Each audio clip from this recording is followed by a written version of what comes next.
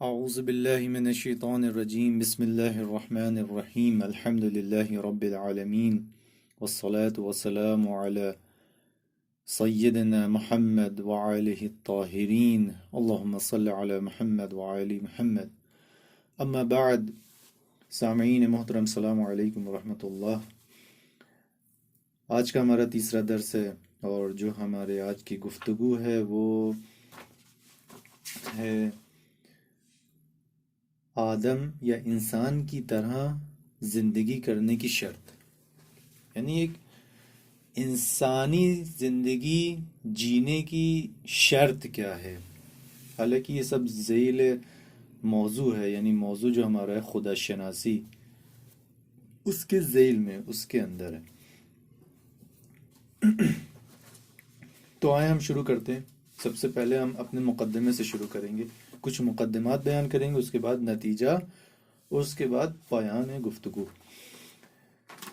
سب سے پہلے تو یہ کہ پہلے کے درسوں میں جو ہم نے پڑھا ہے وہ یہ کہ دین کی تلاش پڑھی، اور دین حق کی شناخت کے لیے تلاش اور تحقیق کے بارے میں پڑھا کہ کتنی اہمیت رکھتی ہے، اور اس بات کیا کہ ضرورت اور تلاش انسان کی فطرت پر مبتنی کرتی ہے. یعنی انسان کی فطرت پر بیس کرتی ہے کیا، یہ جو انسان ضرورت اور تلاش، یعنی ضرورت دین اور تلاش دین، یہ انسان کی فطرت میں گھلی ہوئی ہے. یعنی ایک نیچرل چیز ہے انسان کے لیے، یعنی ایک ان بلڈ سافٹ ویئر ہے. وہ فطرت کیا ہے جو ہم نے بیان کیا پہلے کے درس میں، وہ یہ ہے کہ منفعت جوئی، یعنی انسان منفعت طلب ہے. یعنی انسان ہمیشہ فائدہ چاہتا ہے اور نقصان سے دور رہنا چاہتا ہے. یہ دو فطرتی خصوصیتیں ہیں انسان کی، یعنی فائدے کو چاہنا اور زیان یعنی نقصان یعنی خطروں سے دور رہنا. انسان یہ فطرتی خصوصیتیں ہیں انسان کی. یہ جو میں نے اپنے دوسرے درس میں بیان کیا تھا. اس درس میں ہم وہی ثابت کریں گے جو ہم نے دوسرے درس میں ثابت کیا تھا، مگر یہاں اس درس میں جو ہم مقدمہ لائیں گے وہ تھوڑا سا دقیق تر اور تھوڑا سا فلسفیانہ، فلسفی تر اور عقلی ہے اس سے، دوسرے درس سے. اور اس کا نتیجہ یہ ہے کہ اگر کوئی دین کے بارے میں نہ سوچے اور صحیح نظریوں پر اعتقاد نہ رکھتا ہو، انسانی کمال تک نہیں پہنچ سکتا. اب دیکھیں، ہم اس کو انسانی کمال، ابھی ہم اپنے درس میں یہ اصطلاح یوز کریں گے، انسانی کمال یعنی کمال انسانی. تو یہ کیا ہے؟ یہ اس کو اگر ہم ترجمہ کریں تو یہ ہوگا گروتھ، ہیومن گروتھ، یا ایک انسان بڑا ہوتا ہے، رشد کرتا ہے. دیکھیں، ایک تو جسم انسان کی رشد کرتی ہے یا گروتھ میں آتی ہے، ایک ہوتا ہے روح انسان کی رشد کر رہی ہے، پرورش پا رہی ہے. یہ دونوں چیزیں ہوتی ہیں جس کو بولتے ہیں کمال انسانی، یعنی انسان تکامل پہ پہنچ رہا ہے، یعنی انسان گروتھ کر رہا ہے. تو یہ تھا ان معنی کمال انسانی کا، یعنی انسان گروتھ کرے، رشد کرے. کس جہت میں؟ خدا کی جہت میں، یعنی خدا کی طرف، یعنی اس کی رشد جو ہے وہ خدائی ہو، یعنی معنوی ہو اس کی رشد. تو یہ تو تھا مقدمہ.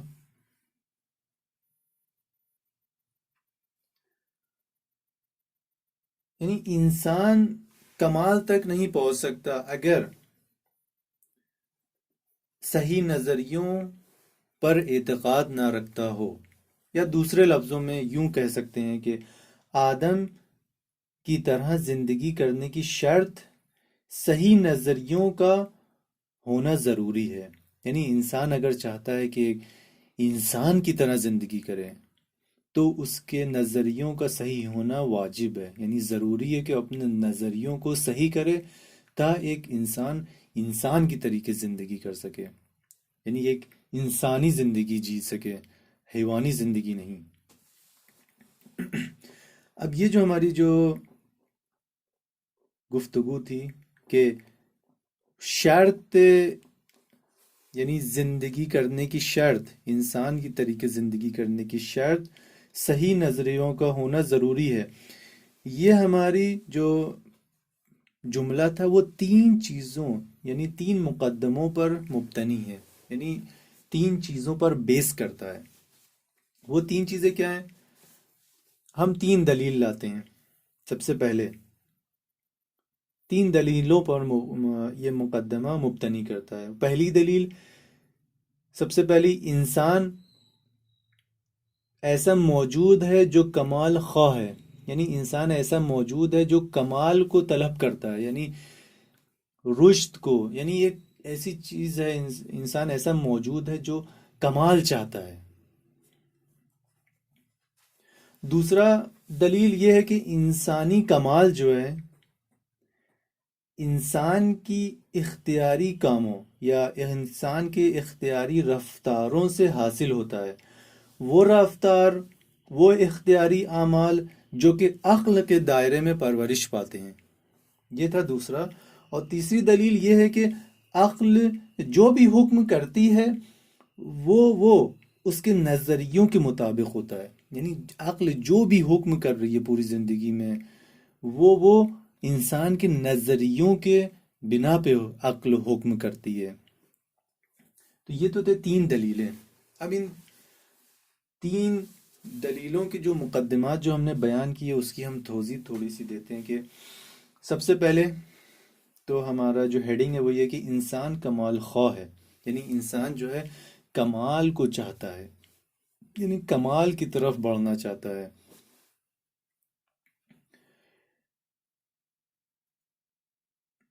سب سے پہلے انسان اگر ان چیزوں کو نگاہ اندر کی طرف، انسان اگر اپنے اندر کو دیکھے تو جو چیزیں انسان کے حرکت کرنے کی سبب بنتی ہیں ان میں سے زیادہ تر یہ دیکھے گا کہ اس کا ریشہ کمال تک پہنچتا ہے، یعنی انسان کی حرکت کا جو چیز سبب بنتی ہے وہ چیز کیا ہے؟ وہ چیز کمال تک پہنچنا ہے انسان کا، یعنی انسان کے اندر ایک چیز ہے، وہ کیا ہے؟ کمال تک پہنچنا۔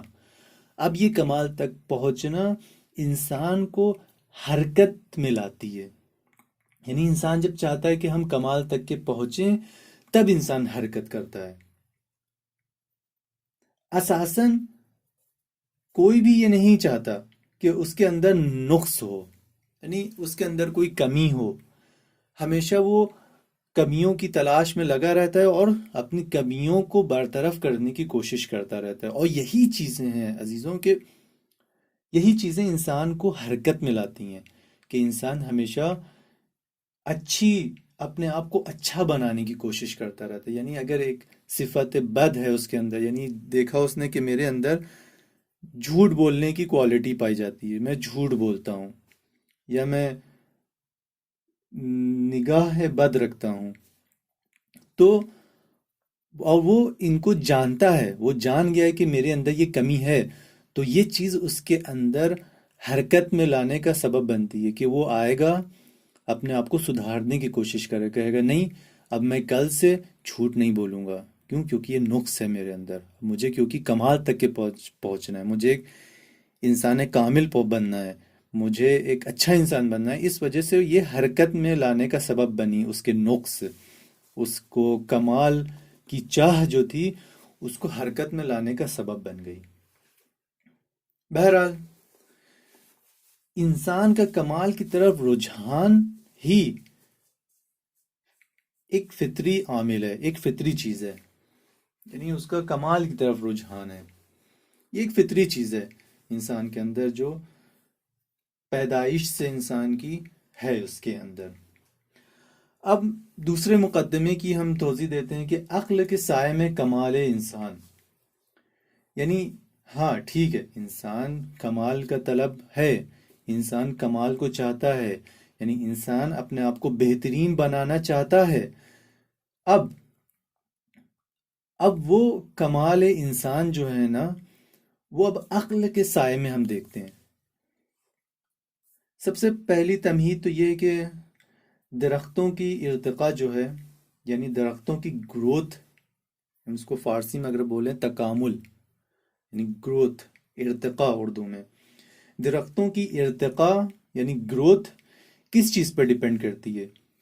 درختوں کی گروتھ جو ہے نا، وہ انوائرمنٹ پر ڈیپینڈ کرتی ہے، اس کے اطراف پر ڈیپینڈ کرتی ہے، یعنی ہوا، پانی، سورج کی روشنی، زمین، یہ ساری چیزوں پر ڈیپینڈ کرتی ہے۔ اور درخت کی گروتھ یعنی رشد، درخت کا بڑھنا درخت کے اختیار میں نہیں ہے، یہ خدا کے اختیار میں ہے، یعنی یہ درخت کے ہاتھ میں ہے ہی نہیں، یہ درخت اپنے ارادے سے گروتھ میں نہیں لاتا ہے اپنے آپ کو، یعنی اپنے ارادے سے نہیں بڑھتا، یعنی اختیار نہیں ہے، بغیر اختیار ہے۔ اور اس کے پھل بھی اس کے انتخاب سے نہیں ہے، یعنی یہ خود بخود، یہ خدا کی طرف سے، اس کے اختیار میں نہیں ہے، اس کے ارادے میں نہیں ہے کچھ بھی، کیونکہ درخت شعور نہیں رکھتے۔ دوسری تمید جانوروں کی تکامل میں ہے، جانوروں کی گروتھ، یعنی جو چارپائے ہیں یا جو حیوان ہیں، جانور ہیں، یعنی جو درختوں سے آگے والی ایک جو کیٹیگری اسپیسیز ہے، جانور، ان میں ہاں کچھ ارادہ اور اختیار ہوتا ہے تھوڑا سا، مگر ان کا ارادہ اور اختیار ان کے شعور کی بنا پر ہوتا ہے، اور وہ شعور جو ان کے جسم کی قوت پر مبنی ہوتا ہے، یعنی جتنی ان کے جسم کی قوت ہوگی اتنا ہی ان کا شعور ہوگا، اور اسی کی بنا پر ان کا ارادہ اور اختیار ہوگا، اور وہ جو ان کا ارادہ اور اختیار ہے وہ ان کی بیسک نیڈز پہ ڈیپینڈ کرتا ہے، یعنی وہ کھاتے ہیں، اختیار سے کھاتے ہیں کیا کھانا ہے کیا پینا ہے، وہ چلتے ہیں، ان کو اختیار ہے کب چلنا ہے، کب سونا ہے، کب جاگنا ہے، کب تھوڑا سا آرام کرنا ہے، کب شکار پہ جانا ہے، یہ سارا ارادہ و اختیار ہے ان کو، بٹ وہ ان کی بیسک نیڈز کے اوپر ڈیپینڈ کرتا ہے کہ کب ان کو بھوک لگی کب وہ اٹھیں، دیکھ رہے ہیں، یہ ان کی نیڈز پہ ڈیپینڈ کرتا ہے، اور یہ کیونکہ محدود ہے، ان کا شعور ان کے جسم کی ڈپینڈنسی پر محدود ہے، یعنی پورا ڈپینڈ ہے ان کا ارادہ اور اختیار ان کے جسم کے اوپر، ان کے شعور کے اوپر، ٹھیک۔ تیسری تمہید انسان پہ آتی ہے، دیکھیں ہم نے نبات کی بات کی، جو نبات فارسی میں ہے، اردو میں اس کو بولتے ہیں درخت، پلانٹس۔ دوسری تمہید میں نے بیان کی جانوروں کی، اسپیسیز کے بارے میں۔ تیسرا ہے انسان کے بارے میں۔ دیکھیں انسان میں ارادہ ہے اور اختیار کامل ہے۔ اب جب انسان کے پاس ارادہ اور اختیار کامل ہے اور کوئی بھی محدودیت نہیں ہے انسان کی، اور انسان کے جو ارادہ و اختیار ہے وہ عقل بھی اس میں موجود ہے، انسان کو عقل دی گئی ہے، کیونکہ جانوروں کو عقل نہیں دی گئی، نبات پلانٹس کو عقل نہیں دی گئی، انسان ہے خالی ایسی موجود جس کو عقل دی گئی ہے، اور اس کا ارادہ و اختیار بھی اس کی عقل کی بنا پر ہوتا ہے، اور اسی عقل کی بنا پر وہ اپنے ارادے سے جتنی بھی معلومات ہے وہ اپنے اس ارادے سے بھی نہایت کر سکتا ہے، یعنی انفائنائٹ، یعنی اس کو بولیں گے لامحدود کر سکتا ہے اپنی معلومات کو، یعنی اپنی معلومات کو ایک وسیع صورت دے سکتا ہے. اسی لیے انسان کو کہا جاتا ہے کہ ان سب چیزوں یہی چیزیں، یہ جو خصوصیت ہے انسان کی کہ اس کا ارادہ اور اختیار رکھتا ہے، یہ چیز انسان کو تمام اسپیسیز سے جدا کرتی ہے، انسان کو ڈفرینشیٹ کرتی ہے.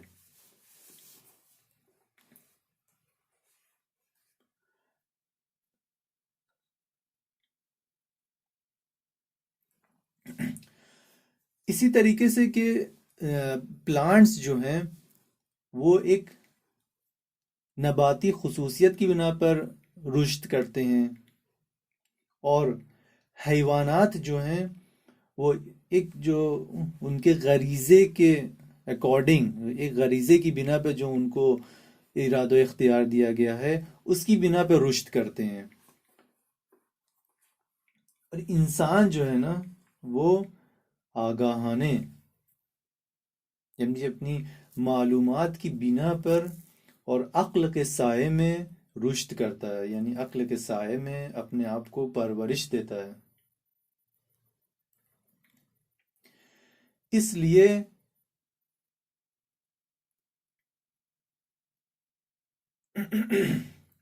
انسانی بودن رفتار به این است که با اراده ای برخواسته از تمایلات ویژه انسان و در پرتو ہدایت عقل انجام بگیرد.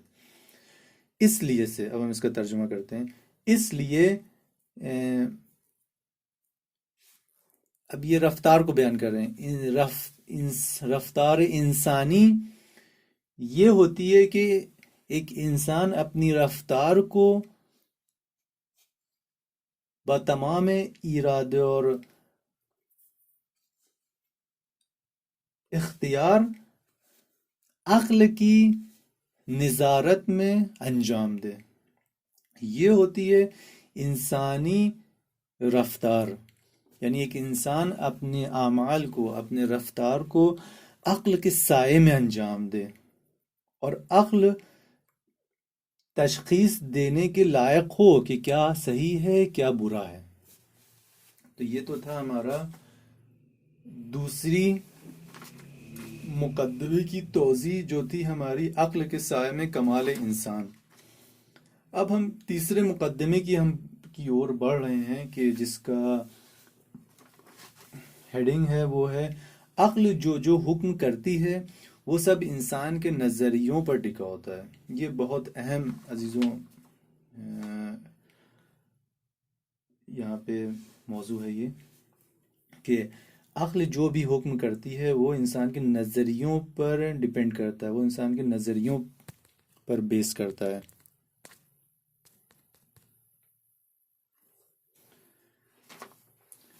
دیکھیں انسان کی اختیاری رفتار جو ہے نا، انسان کا اختیاری اعمال ایک وسیلہ ہے جس سے مطلوب تک پہنچا جا سکتا ہے، اور اس کی اہمیت بہت ہی ضروری ہے، یعنی اس کی اہمیت مثبت ہے، منفی نہیں ہے.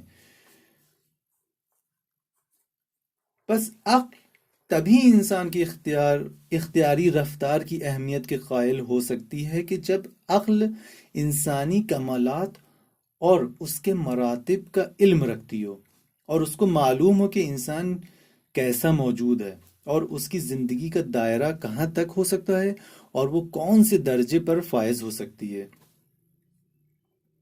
دوسرے لفظوں میں اگر ہم کہیں تو یہ کہہ سکتے ہیں اس کی زندگی کی ڈائمینشنز کون کون سی ہیں، اور اس کی خلقت کا ہدف کیا ہے. اسی بنا پر صحیح آئیڈیولوجی اور صحیح جہان بینی، ورلڈ ویو اور اس کے تمام مسائل جو ہیں ان کا حل ہونا انسان کے لیے بہت ہی ضروری ہے. جب تک ان مسائل کو حل نہیں کرے گا، عقل اختیاری رفتار کو یقینی طور پر اہمیت نہیں دے سکتی. یعنی جب تک صحیح آئیڈیولوجی نہ ہو، جب تک صحیح جہان بینی انسان حاصل نہ کر سکے، جب تک ان سے ریلیٹڈ جو مسائل ہیں انسان کی زندگی میں جب تک کہ ان کو حل نہ کر سکے، انسان کی عقل، جو اختیاری رفتار ہے انسان کی، وہ یقینی طور پر انسان اس کو اہمیت کا قائل نہیں ہو سکتا، یعنی اس کو اہمیت نہیں دے گا، کیونکہ جب تک ہدف معلوم نہ ہو تب تک اس سے مرتبط جو مسیر ہے، اس سے مرتبط جو راہ ہے، وہ کیسے تعین ہو سکتی ہے، وہ کیسے مشخص ہو سکتی ہے؟ تو عزیزو، یہ تو تھا ہماری تیسری دلیل کی توضیح۔ اب دیکھیں، اب ہم نتیجے پہ آتے ہیں، اور درس کا جو پایانی گفتگو ہے وہ ہم اس درس سے ہم کیا نتیجہ لیتے ہیں۔ دیکھیں، یہ جو درس تھا وہ تھوڑا سا سخت ہے، کیونکہ اس کے مفہوم تھوڑی سی دلیل عقلی تھی اس میں، تو اس وجہ سے ہو سکتا ہو تھوڑا سا فوکس کرنا پڑے میرے الفاظوں کو۔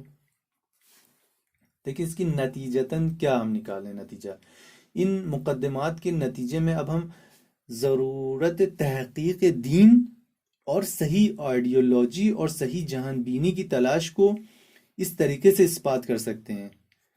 سب سے پہلے کس طریقے سے؟ انسان فطرتاً، اب میں جو یہ بیان کر رہا ہوں وہ ایسرشنز ہیں، یعنی یہ جملات ہیں، مقدمات ہیں جن سے ہم نتیجہ لیں گے، اور یہ نتیجے ہیں پورے درس کا۔ سب سے پہلا ہے کہ ہم نے یہ پورے جو درس پڑھا، ہمیں یہ نتیجہ ملا کیا؟ انسان فطرتاً خود کو کمال کی منزل پر دیکھنا چاہتا ہے، اور چاہتا ہے اپنے کاموں کے وسیلے سے ان منزلوں تک پہنچے۔ یہ تو تھا پہلا نتیجہ جو ہم نے پورے درس سے لیا۔ دوسرا کیا؟ انسان مگر معلومات کے لیے کون سے کاموں سے وہ کمال تک پہنچے گا؟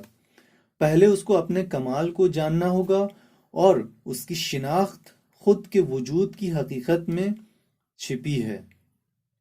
یہ سب چیزیں اس کو جاننا ہوں گی، اور اس کے بعد منفی اور مثبت رابطے کو اپنے کاموں میں تشخیص دینا ہوگی، یعنی جو کام وہ کر رہا ہے اپنی زندگی میں، ان کاموں کے آپس میں جو منفی اور مثبت، نگیٹو اینڈ پازیٹیو جو ریلیشن شپ ہے، جو رابطہ ہے، ان کی تشخیص دینا ہوگی، ان کو جاننا ہوگا، ان کو معلوم کرنا ہوگا، کیونکہ جب تک جہان بینی کو صحیح کسب نہیں کریں گے، اس کی آئیڈیولوجی بھی صحیح نہیں ہوگی۔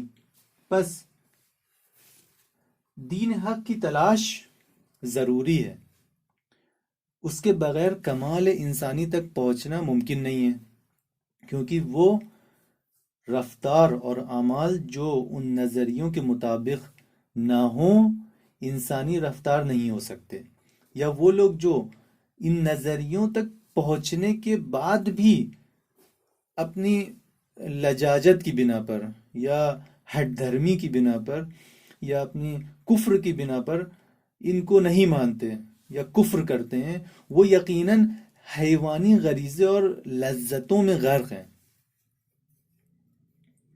اور خداوند متعال قرآن شریف میں فرما بھی رہا ہے ان سے متعلق، یتمتعون و یأکلون کما تأکل الانعام۔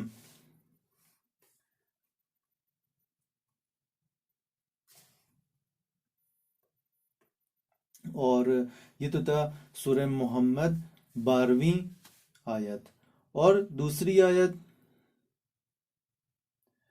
ذرہم یأکلوا ویتمتعوا ویلہہم الامل فسوف یعلمون۔ ہاں عزیزوں، سامعین محترم، یہ تو ہمارا آج کا تیسرا درس تھا، جو ہم نے خدا کی مدد سے اس کو پایان تک کے پہنچا لیا ہے۔ انشاءاللہ ہمارا جو اس کے بعد کا جو درس ہوگا، جو چوتھا درس ہے، وہ ہمارا کچھ بنیادی مسائل ہیں، اور ان کے حل ہیں، بنیادی راہ حل ہیں ان کے بنیادی مسائل کے، جو ہم بیان کریں گے انشاءاللہ۔ وصلی اللہ علی سیدنا محمد وعلیہ الطاہرین۔